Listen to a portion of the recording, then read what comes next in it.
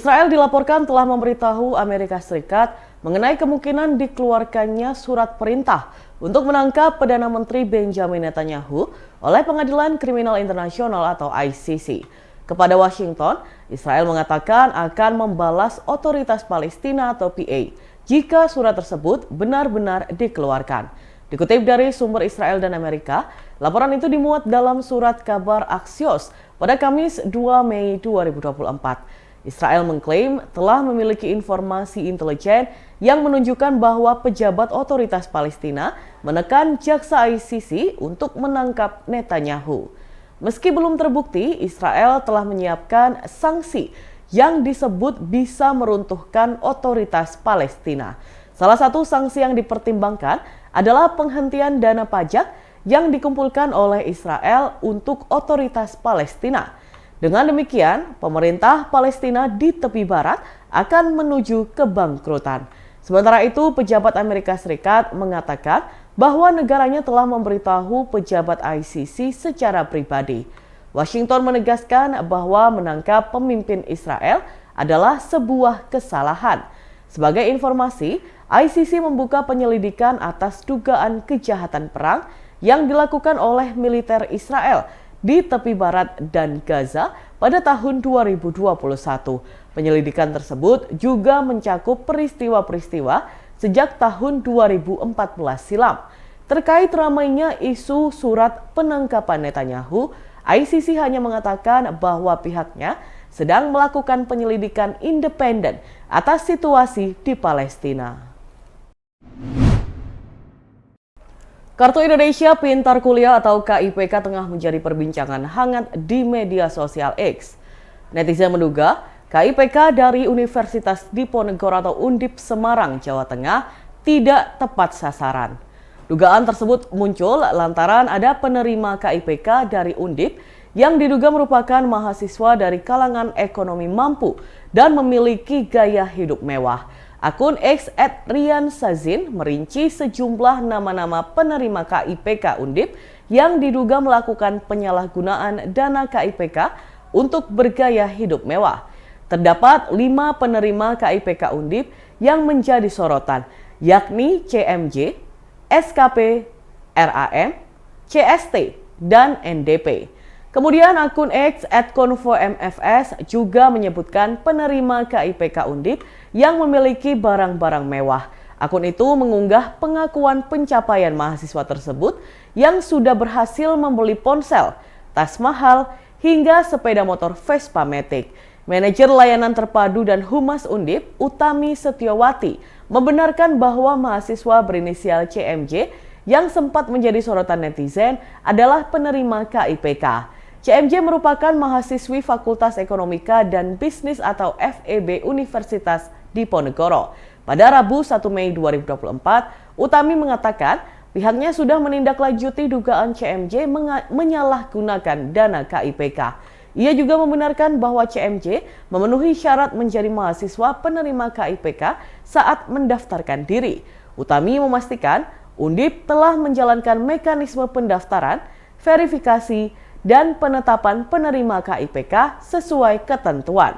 Pihak kampus juga telah menjalankan mekanisme tersebut sesuai dengan pedoman pendaftaran KIP Kuliah Merdeka dari Pusat Layanan Pembiayaan Pendidikan Kementerian Pendidikan, Kebudayaan, Riset, dan Teknologi tahun 2024. Seiring waktu berjalan, mahasiswa tersebut pun menjadi selebgram dan mendapatkan pemasukan dari media sosial. Untuk itu, Undip akan kembali menelaah kelanjutan pemberian dana KIPK. Undip juga akan melakukan monitoring dan evaluasi secara berkala terhadap penerima KIPK melalui Pusat Layanan Pembiayaan Pendidikan. Terduga pelaku pembunuhan berinisial AARN tampak terekam kamera pengawas CCTV ketika keluar dari kamar sebuah hotel di Bandung, Jawa Barat, membawa mayat korban berinisial RM 50 tahun di dalam koper.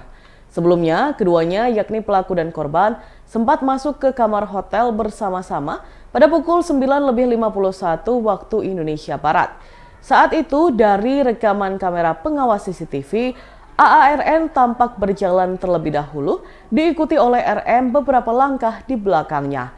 Dalam rekaman CCTV tersebut, terduga pelaku terlihat mengenakan pakaian serba hitam, sembari memegang telepon seluler atau ponsel di tangan kirinya ketika masuk ke dalam kamar hotel. Sementara itu, korban tampak mengenakan pakaian berwarna merah muda, berkerudung biru muda, dan menggendong sebuah tas hitam di punggungnya. Setelah keduanya masuk ke dalam kamar hotel, video rekaman CCTV kemudian terpotong dan maju ke pukul 18.40 waktu Indonesia Barat. Pada waktu itulah terduga pelaku keluar dari kamar hotel yang dimasukinya bersama RM yang menjadi korban pembunuhan. Namun kali ini pelaku keluar seorang diri sambil mendorong koper warna hitam berukuran besar. Serta AARN tampak menenteng kantong plastik hitam di tangan kirinya. Koper yang dibawa AARN tersebut diduga berisi mayat korban RM. Setelah itu, video rekaman CCTV berhenti saat AARN sudah tidak terlihat. Kabid Humas Polda Metro Jaya Kombes Adi Arisyam Indradi membenarkan soal video rekaman CCTV yang beredar di masyarakat tersebut. Ade Ari menyebutkan bahwa dua orang yang terlihat dalam rekaman CCTV itu adalah terduga pelaku AARN dan korban RM. Adapun polisi telah berhasil menangkap terduga pelaku seminggu setelah jasad korban ditemukan di dalam koper di Kecamatan Cikarang Barat, Kabupaten Bekasi, Jawa Barat pada Kamis 25 April 2024 lalu. Ade menyebut terduga pelaku pembunuhan itu ditangkap pihak kepolisian di Palembang. Terduga pelaku kabur ke sana setelah membunuh korbannya. Lebih lanjut, Ade Ari menambahkan bahwa pihaknya masih akan melakukan pendalaman terkait terduga pelaku. Ia menuturkan pengungkapan kasus ini merupakan kerjasama dari tim gabungan Subdit Jatanras Ditreskrimum Polda Metro Jaya, Satreskrim Polres Metro Bekasi dan Polsek Cikarang Barat, serta Satreskrim Polrestabes Bandung. Partai Nasdem Ponorogo menggelar rekrutmen terbuka bakal calon bupati atau Bacabub dan bakal calon wakil bupati atau Bacawabub Ponorogo. Ketua DPD Partai Nasdem Ponorogo, Ipong Muhlisoni menjelaskan untuk kriteria umum seperti biasa. Namun yang paling penting mempunyai popularitas dan elektabilitas serta memiliki kemampuan. Caranya, mereka yang tertarik mendaftar Bacabub dan Bacawabub bisa mendatangi kantor DPD Partai Nasdem Ponorogo di Jalan Parangcetung, Kelurahan Patihan Wetan, Kecamatan Babatan. Ipong menegaskan, memang dengan hasil Pileg 2024 di Ponorogo tidak ada satu parpol bisa memberangkatkan Cabub maupun Cawabub sendiri. Ia pun sebagai Ketua Partai Nasdem telah melakukan komunikasi dengan ketua parpol lain, baik itu ketemu langsung maupun secara WhatsApp. Dengan total 4 parpol itu, Ipong meyakini bahwa lebih dari cukup menjalin koalisi, bisa mengusung pasangan Cabub dan Cawabub. Daftarnya pun tidak perlu berpasangan, bisa daftar sebagai Bacabub atau Bacawabub.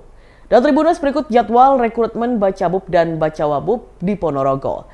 Yang pertama pada 1 hingga 7 Mei 2024, pendaftaran Bacabub dan Bacawabub di DPD Partai Nasdem Ponorogo. Kemudian 7 hingga 11 Mei, proses internal di DPD Partai Nasdem Ponorogo. Lalu 11 hingga 18 Mei, proses internal di DPW Partai Nasdem Jawa Timur. Yang terakhir 19 Mei, proses internal di DPP Partai Nasdem. Dan selanjutnya Tribuners berikut kita simak bersama wawancara dengan Ketua DPD Partai Nasdem Ponorogo, Ipong Muhlisoni. Partai Nasdem sejak hari ini sampai dengan tanggal 7 itu melakukan apa yang disebut dengan rekrutmen terbuka kepada seluruh warga masyarakat Ponorogo dan sekitarnya untuk mendaftar sebagai bakal calon bupati dan wakil bupati Ponorogo pada Pilkada 2024 ini. Penanggung jawab dari kegiatan ini Ketua Bapilu, Pak Aji Sunarto yang kebetulan juga Ketua DPRD sekarang ini. Tadi kita juga sudah rapat pleno, kita sudah memutuskan kita menunjuk Pak Haji Agus Subiantoro sebagai ketua tim rekrutmen, ya ketua tim rekrutmen dari Partai Nasdem. Ya. Kenapa Pak Agus Subiantoro yang kita tunjuk? Karena Pak Agus Subiantoro kita wajibkan untuk tidak maju dalam pilkada tahun ini. Ya. Kalau mau maju tahun 2024 saja. Karena ketua tim tidak boleh maju. Nah, kenapa bukan Pak Narto yang ketua Bapilu? Karena ada kemungkinan Pak Narto maju. Ya kan ya. Ya kan ya. Ada kemungkinan Pak Narto maju. Kriterianya Pak nanti? Nah, kriterianya saya rasa umum saja. Ya umum, ya bertakwa kepada Allah dan sebagainya. Tetapi yang paling penting lagi, ya yang punya popularitas, punya elektabilitas, punya isi tas, kan ya, punya isi tas. Karena ya kita tahu lah, yang namanya pilkada kan tidak mungkin hanya bermodalkan populer, hanya bermodalkan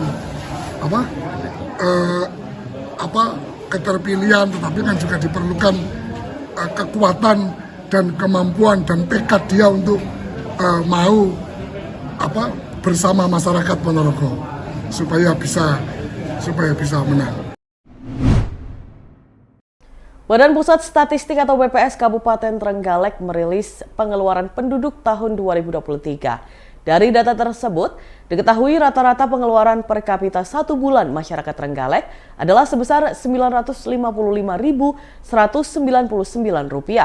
Angka tersebut lebih tinggi Rp163.880 dibandingkan tahun 2022, yaitu sebesar Rp891.239.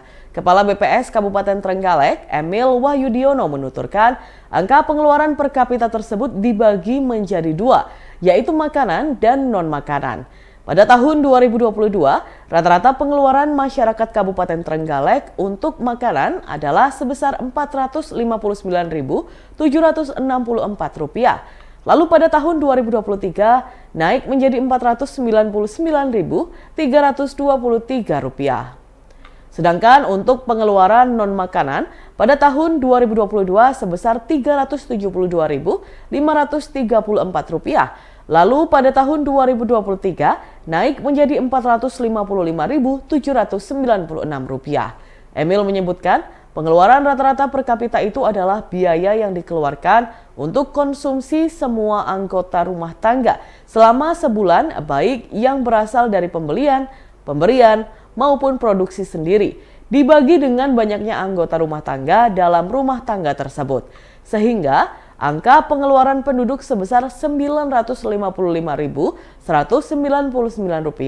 tidak bisa serta-merta dibandingkan dengan nilai upah minimum kabupaten atau UMK Trenggalek yang berada di angka Rp2.223.163. Lebih lanjut dari data pengeluaran penduduk yang dirilis BPS, diketahui ada pergerakan kenaikan konsumsi masyarakat yang menurut Emil pasti diiringi dengan kenaikan pendapatan atau penghasilan masyarakat per bulannya. Emil menegaskan, secara teori pendapatan yang semakin tinggi juga memicu masyarakat untuk melakukan pengeluaran yang lebih tinggi. Misalnya pola konsumsi. Semakin ekonomi bagus memicu masyarakat untuk mengonsumsi makanan jadi daripada memasak sendiri di rumah. Hal ini selaras dengan pengeluaran makanan masyarakat Kabupaten Trenggalek, yang mana paling tinggi adalah kebutuhan makanan dan minuman jadi, yaitu sebesar 15,9%. Sementara pengeluaran untuk memberi padi-padian berada di posisi kedua, yaitu 7,94%. Tingginya konsumsi makanan jadi di masyarakat, menurut Emil juga tidak lepas dari program kerja pemerintah daerah yang gencar melakukan banyak event. Dan Tribuners, berikut kita simak bersama wawancara dengan Kepala BPS Kabupaten Trenggalek, Emil Wahyudiono. Oke Pak Emil, bisa dijelaskan terkait biaya pengeluaran masyarakat, biaya hidup masyarakat pada 2022 dan 2023? Jadi terima kasih. Sebenarnya kalau biaya hidup itu tidak ada survei khusus yang kita lakukan, karena survei biaya hidup itu dilakukan oleh kabupaten kota yang menghitung inflasi. Nah, di sana ada survei biaya hidup yang mengamati pengeluaran dan pendapatan masyarakat tiap bulan. Jadi mulai Januari sampai dengan Desember. Nah, tapi di Trenggalek sendiri ada survei yang hampir-hampir mirip, cuman kalau disetarakan dengan survei biaya hidup juga mungkin kekurangannya masih banyak. Namanya survei sosial ekonomi nasional. Nah, survei sosial ekonomi nasional itu dilakukan setiap tahun di bulan Maret saja. Nah, di bulan Maret itu kita juga melihat konsumsi masyarakat yang tujuannya lebih kepada untuk pengeluaran masyarakat itu gimana sih, untuk menghitung kemiskinan, untuk menghitung sebenarnya kebutuhan di masyarakat itu seberapa. Hanya saja sampelnya tidak terlalu besar, sampelnya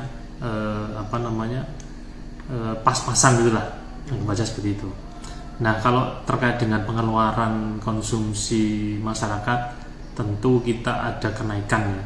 Jadi pergerakan kenaikan konsumsi masyarakat itu juga dari tahun ke tahun juga tidak banyak, tapi kalau 2023 dibanding 2022 tentu ada kenaikan.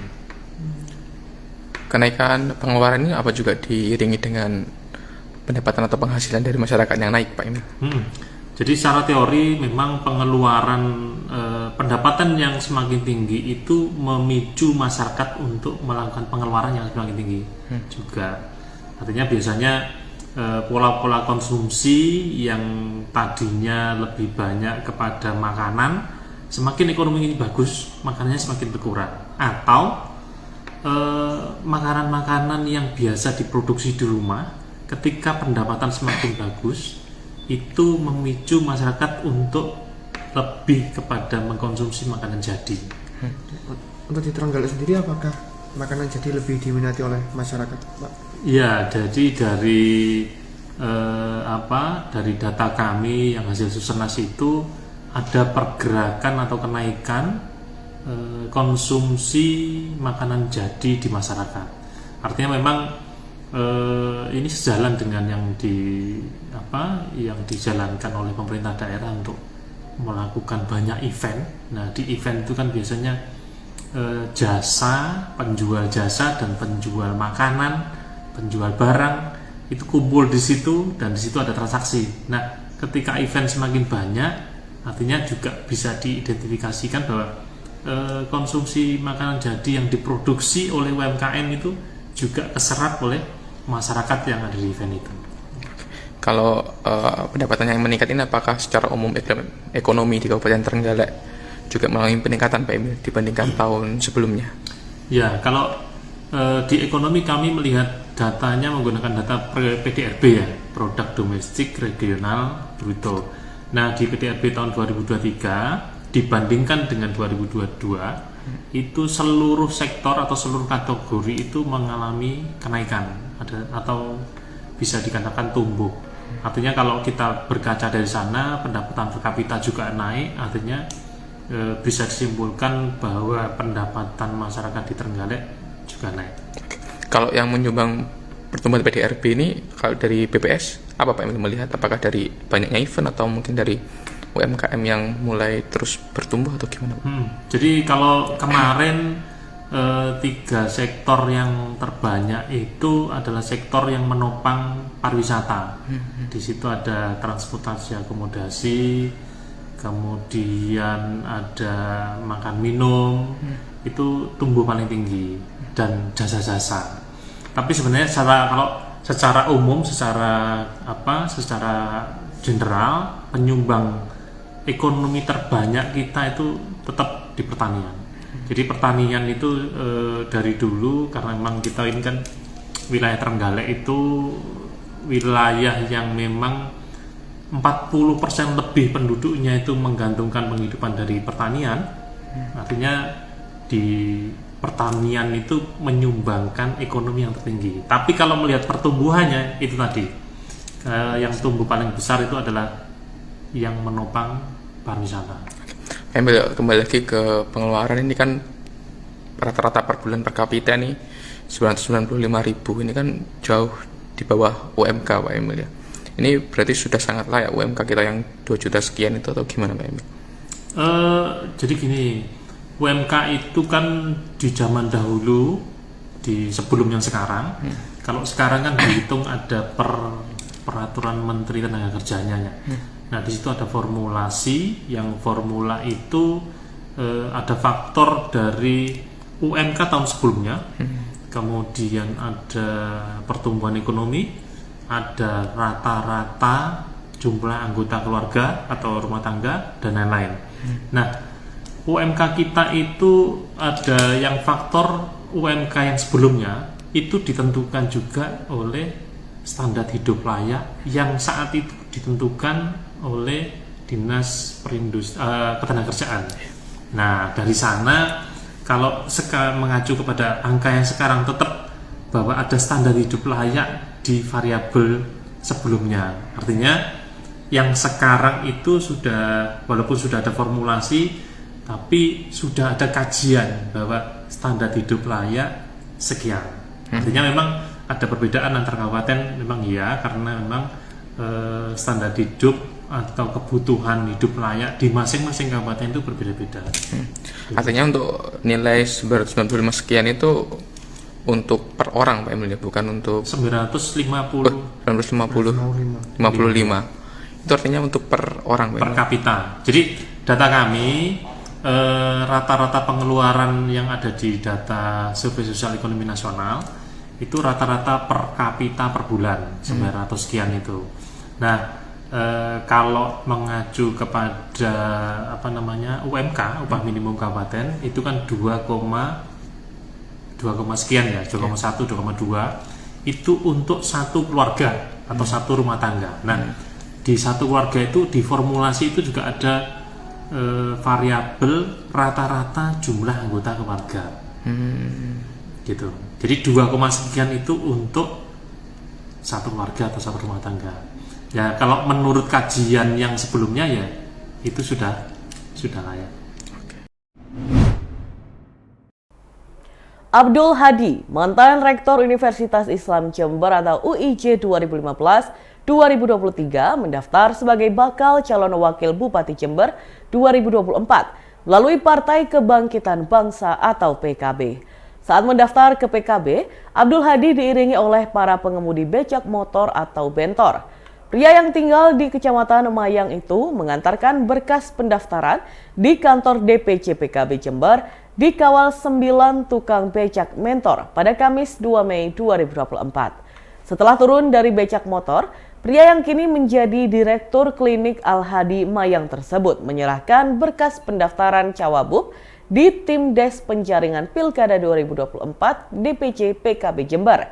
Abdul Hadi mengatakan sengaja mendaftar di momen Hari Pendidikan Nasional. Menurutnya, siapapun calon bupati yang direkomendasikan oleh PKB di Pilkada 2024, ia mengaku siap untuk menjadi cawagupnya. Sebagai seorang akademisi, Hadi mengaku fokus untuk pengembangan pembangunan di Jember pada sektor pendidikan dan kesehatan. Karena dua bidang tersebut bisa menguatkan sumber daya manusia atau SDM.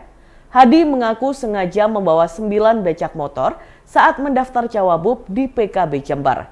Ia menegaskan hal itu adalah lambang kebesaran NU. Sementara 9 tukang becak yang mendampinginya, Hadi mengungkapkan mereka adalah warga NU dengan kondisi ekonomi menengah ke bawah. Hadi mengungkapkan, 1 dari 9 tukang becak yang dibawanya itu awalnya adalah tukang ngamen. Namun anaknya bisa kuliah di UIJ berkat beasiswa. Suyono, tukang becak motor yang mengawal Abdul Hadi mengatakan saat itu ia tidak punya uang untuk menguliahkan anak di perguruan tinggi. Kebetulan bisa bertemu dengan Rektor UIJ 2021 silam, sehingga sekarang si anak kuliah di kampus NU tersebut. Menanggapi hal itu, Ketua DPC PKB Jember Ayub Junaidi mengaku bangga adanya kader NU yang mendaftar sebagai Cawagup di Pilkada 2024. Ayub mengatakan, seluruh berkas administrasi dari mantan Rektor UIJ itu akan diperiksa oleh tim Des Pilkada 2024 DPC PKB Jember sebelum diserahkan ke DPP. Ia juga menjelaskan sejauh ini baru 4 orang yang daftar secara offline di kantor DPC PKB Jember untuk menjadi kandidat calon bupati dan calon wakil bupati 2024. Keempatnya yakni Hendy Siswanto, Gus Fawaid, Ahmad Sudiono, dan Abdul Hadi.